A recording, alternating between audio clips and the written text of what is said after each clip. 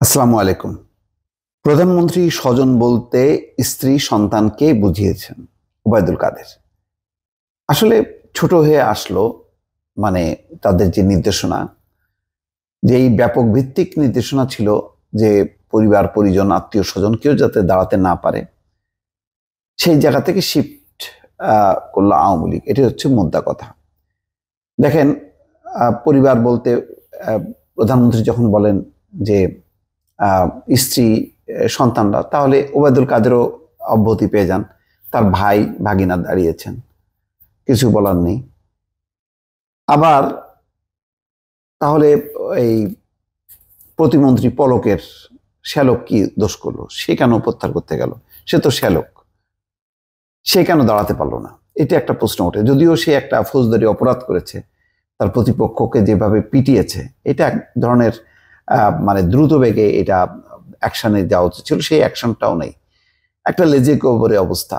মানে এর ইতিমধ্যে পাবনা সুজানগর সহ বিভিন্ন জায়গায় যেইভাবে মারপিটের ঘটনা ঘটছে, থানার মধ্যে যে পেটানো হচ্ছে, একটি জায়গায় দেখলাম, তাতে পরিস্থিতি খুব বেহাল অবস্থা। এই অবস্থায় হয়তো আওয়ামী লীগ অনুধাবন করতে পেরেছে যে এটা ইমপ্লিমেন্ট করা যাবে না, সেটা না করাই ভালো।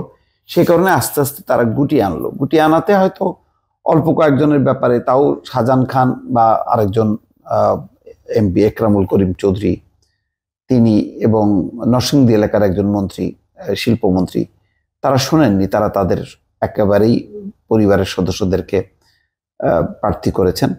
সেই জায়গায় হাত দেয়া যাচ্ছে না, বা এটা হয়তো পরেও এক ধরনের মিনিমাইজ করা হবে। আসলে প্রতিটা পরিবার আওয়ামী লীগের শীর্ষ নেতৃত্বের সবারই, মানে ভাই ভাতিজা, চাস্তো ভাই মামদো বোন, সবাই হয় এমপি, চেয়ারম্যান, বিভিন্ন পদে পদে আছেন। এখন এই নির্দেশনা, এখন এটা কে মানবে? আর যেখানে নৌকা নেই, সেখানে সবাই তার অধিকার অনুযায়ী নির্বাচন করবে। এইটা ঠেকানো কি যাবে?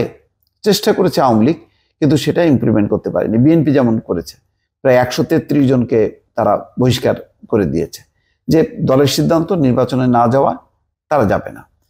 আর এখানে হলো অবস্থা এমন যে কর্মীরা দাঁড়াতে চায়, নেতারা দাঁড়াতে চায়, স্বজনরা দাঁড়াতে চায়, সবাইকে এক ধরনের অ্যাক্সেস দেওয়া হয়েছে।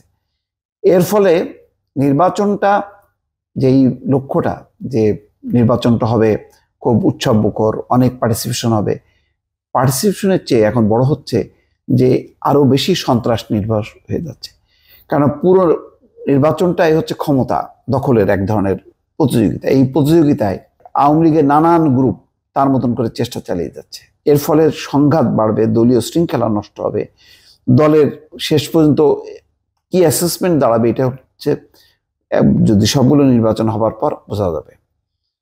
তো দেখেন, আওয়ামী লীগের মধ্যেই কি ধরনের তাদের স্ববিরোধিতা। প্রথমে তারা মানে সাংগঠনিক সম্পাদকদেরকে নির্দেশ দিল যে তাদের তালিকা করতে। সাংগঠনিক সম্পাদকরা তালিকাও করলো।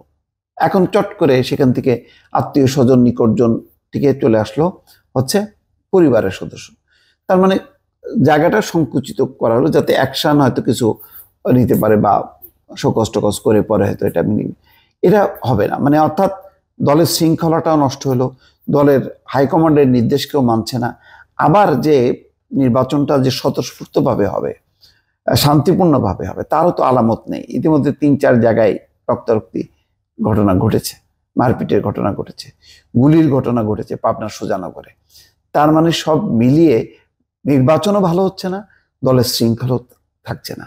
এইভাবেই একটা অনিশ্চয়তা, রাজনৈতিক অনিশ্চয়তা, যেখানে দলীয়ভাবে একক নির্বাচন করেও কিন্তু আওয়ামী লীগ এখান থেকে যে কোনো ফায়দা পাবে, তেমনটা কিন্তু দেখা যাচ্ছে না। দর্শক, ভালো থাকবেন। আল্লাহ হাফেজ।